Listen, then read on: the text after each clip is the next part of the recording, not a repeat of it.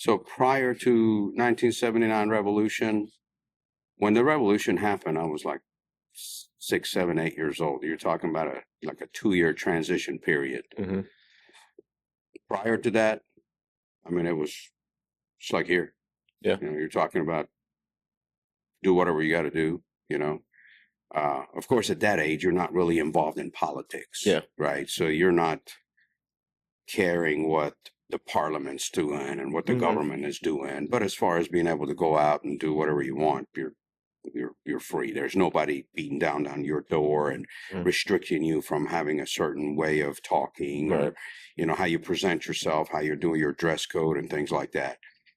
After 1979 revolution, it was almost like the principal showed up with a paddle and you had to walk a certain way. And the best way I can explain it to cops is like, you went kind of like,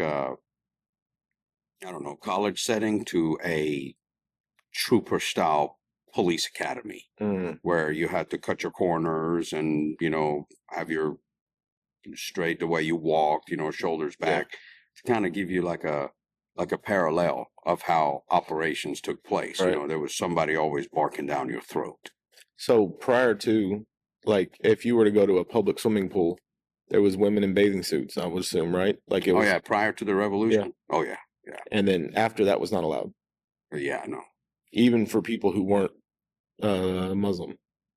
Yeah, because it actually took a shape of, we're going to go to the traditional application of religious interpretation of how you're supposed to act, which is supposed to be for modesty purposes.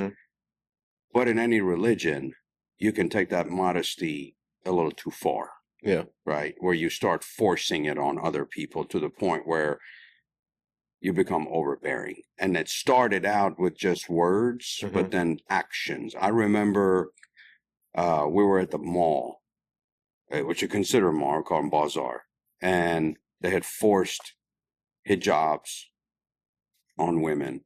And at the time I was like, 8 years old.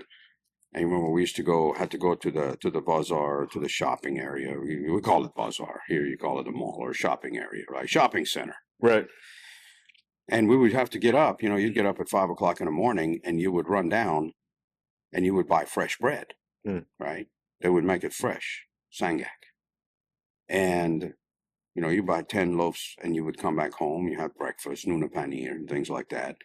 Well, on the way there, sometimes women would be walking and they would have to have chador and they would have to have their hair covered. And then some of the women would wear like makeup, right? Let's say lipstick.